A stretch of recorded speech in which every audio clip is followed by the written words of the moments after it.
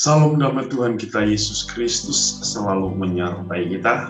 Hari ini kita memasuki hari ke-6 dalam oktav Natal. Dan kita akan mendengarkan dan merenungkan firman Tuhan hari ini dari Injil Lukas bab 2 ayat 36-40. Saya mengundang kita semua untuk mendengarkan firman Tuhan. Inilah Injil suci menurut Lukas. Lagi pula di situ ada Hana, seorang nabi perempuan anak Fanuel dari suku Aser. Ia sudah sangat lanjut umurnya. Sesudah kawin, ia hidup 7 tahun lamanya bersama suaminya. Dan sekarang ia janda dan berumur 84 tahun. Ia tidak pernah meninggalkan bait Allah dan siang malam beribadah dengan berpuasa dan berdoa. Dan pada ketika itu juga datanglah ia ke situ dan mengucap syukur kepada Allah dan berbicara tentang anak itu kepada semua orang yang menantikan kelepasan untuk Yerusalem. Dan setelah selesai semua yang harus dilakukan menurut hukum Tuhan, kembalilah mereka ke kota kediamannya, yaitu kota Nazaret di Galilea. Anak itu bertambah besar dan menjadi kuat, penuh hikmat dan kasih karunia Allah ada padanya. Demikianlah sabda Tuhan. Terpujilah Kristus. Saudara-saudari yang dikasihi Tuhan, pada Injil kemarin kita mendengar bagaimana Yesus dipersembahkan dalam bait Allah dan ia berjumpa dengan Simeon, seorang yang benar di hadapan Allah, seorang yang saleh di hadapan Allah. Dia telah menantikan kedatangan Sang Mesias dan kerinduannya itu tercapai ketika Maria dan Yusuf mempersembahkan Yesus bait Allah, dan ia menyatakan kerinduannya bahwa cinta Allah telah memberikan dia suatu harapan bahwa Allah akan menyelamatkan umat manusia. Dan pada hari ini kita berjumpa lagi dengan nabi yang lain, yaitu Hana, yang juga suci hatinya, yang saleh, yang benar di hadapan Allah, yang tidak pernah meninggalkan bait Allah.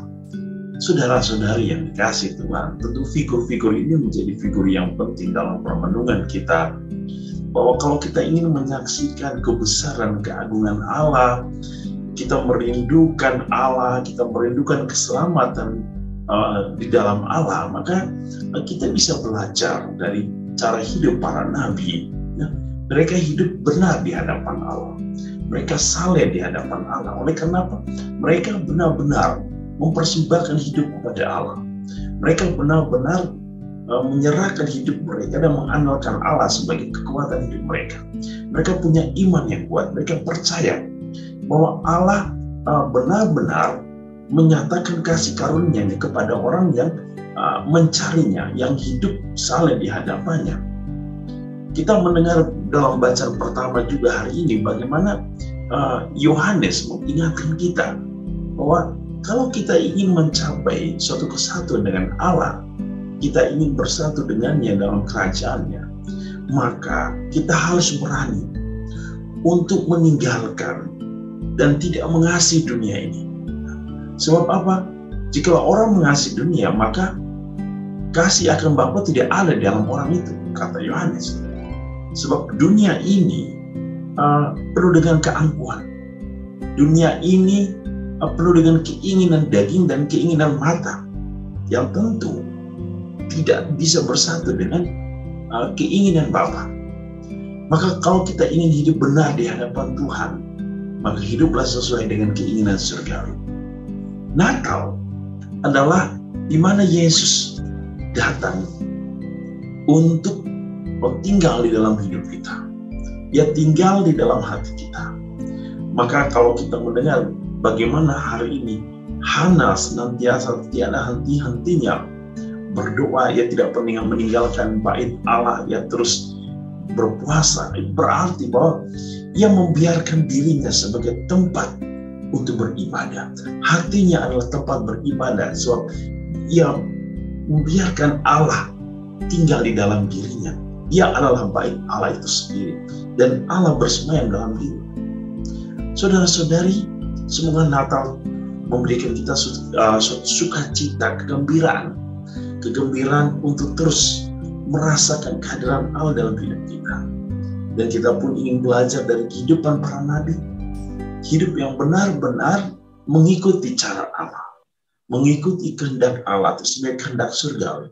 Sebab Allah datang supaya kita diarahkan kepada tujuan hidup kita, yaitu tanah surgawi. Saudara-saudari, semoga hari ini kita semua menemukan inspirasi untuk terus hidup di dalam bimbingan Allah, tuntunan Allah, dan kita dijauhkan dari keinginan-keinginan yang mengasihi dunia jauh lebih besar daripada mengasihi Allah. Dan semoga cinta kasih Allah terus hidup dalam diri kita, sehingga kita semakin beriman, semakin percaya, dan hidup di dalam kebenarannya. Tuhan memberkati kita dengan berkat-Nya yang berlimpah. Dalam nama Bapa dan Putra dan Roh Kudus. Amin.